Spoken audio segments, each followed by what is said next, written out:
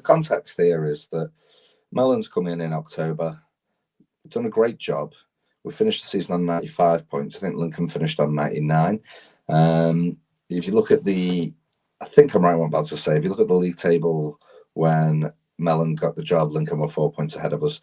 So there was nothing between the two of us once he came in.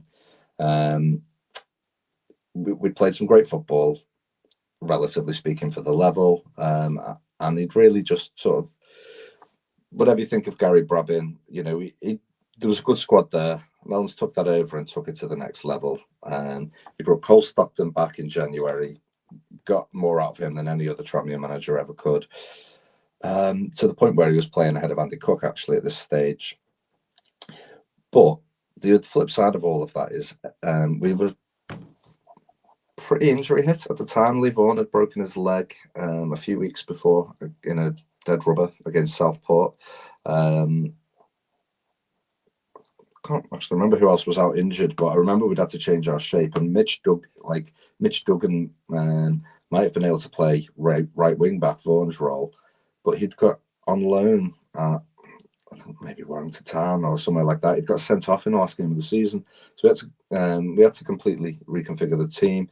Adam Buxton, great at right back and right centre back, but he couldn't play wing back, so we just had to reshuffle everything. And Jennings and Harris were the other two injured, by the way. Of course, I remember Jennings. And Tollett, of course. Tollett, yeah. So we'd had to reconfigure the team a few times as those injuries occurred. If you look at our results so we finished second. That was the last season of the old, just regular player format in the National League. If you look at our results in the 8 games against the rest of the top 5, I think we got 3 points. We drew at Dagenham. We drew at home to Aldershot, and I can't remember and we drew away to Forest Green. And then all the other games against those teams and Lincoln, we lost. So the narrative going into the game is we've got no chance because, we're probably the best team in the league at beating the fodder, but we can't beat the big teams. We got big teams. We can't beat the best teams in the division. I remember driving down there. My daughter, Francesca, would have been 10 at the time, and unfortunately had a stomach bug that day that meant she couldn't go to school, and I had to look after her and take her all the way to Aldershot. I just remember me and my brother before the game being absolutely terrified. That was in our head. And for me, I mentioned the Bolton playoff. I come in after that. I had 3 years of heartbreak in the 90s, and then we had Hartlepool. I don't even want to talk about Hartlepool.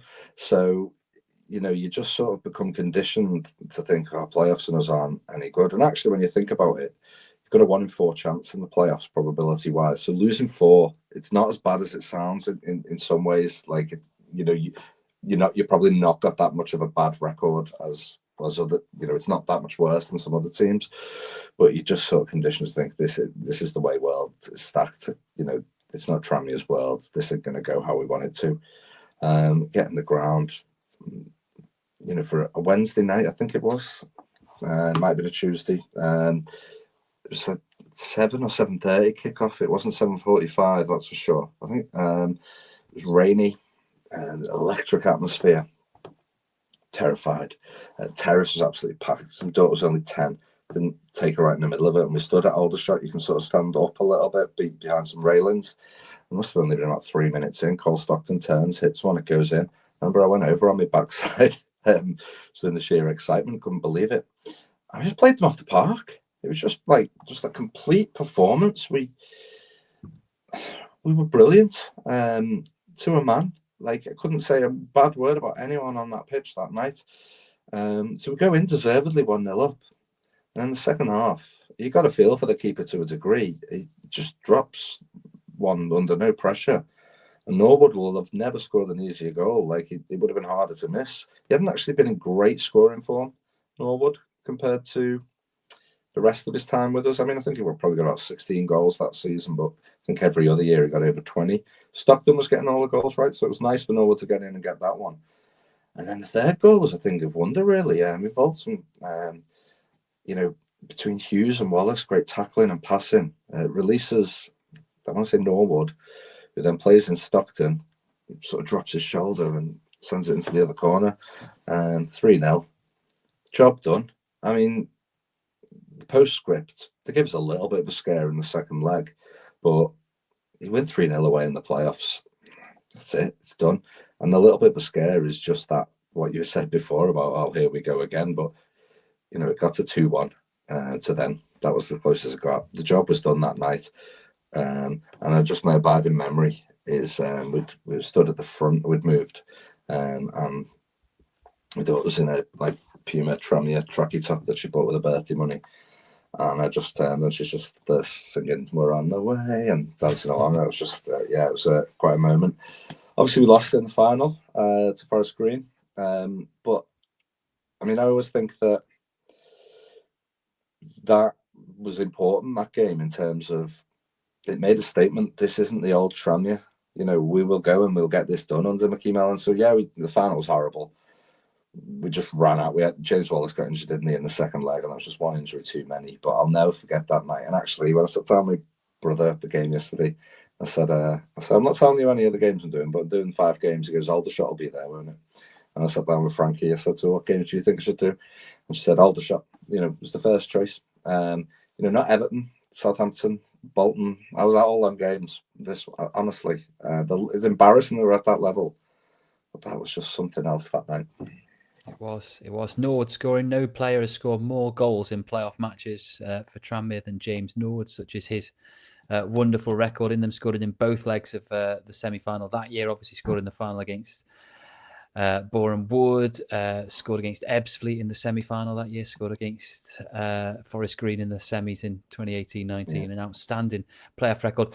Just before we move on to match 5, do you think this game is not necessarily forgotten, but underscored in our minds because of what happened in the final?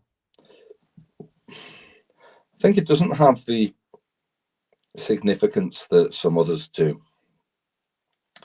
But I think more people will talk about this one than Ebbsfleet the following year. Now, whether that's because this was away, because of all the stats that I mentioned. We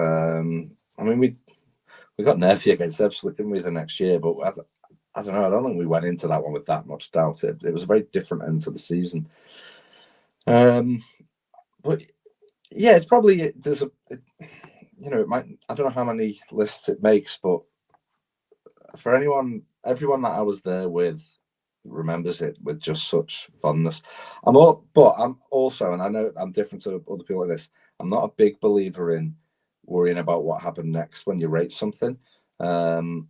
If you only judge, if you're a football fan, unless you support Man City, Liverpool, the old United, if you judge whether it's worth it by the end outcome of the season, you're going to be very unhappy a lot of the time. For me, it's about how it makes you feel in the here and then. Very little in terms of football that's made me feel quite like that night. It was just all the expectation that wasn't there.